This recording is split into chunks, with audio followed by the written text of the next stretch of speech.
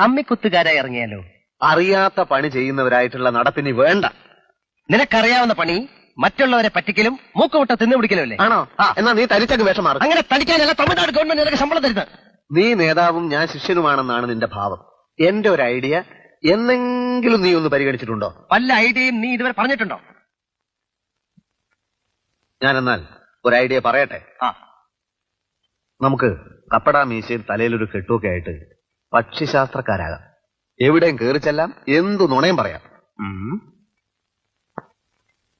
പക്ഷിശാസ്ത്രമാകുമ്പോ ഈ തത്തയെ കൊണ്ട് കാർഡെടുപ്പിക്കണ്ടേ? അത് വളരെ എളുപ്പമല്ലേ. ചിറക് മുറിച്ച തത്തയായിരിക്കും. നമ്മൾ തത്തയെ കൂടിന്റെ പുറത്തേക്ക് ഇറക്കി വിടണം.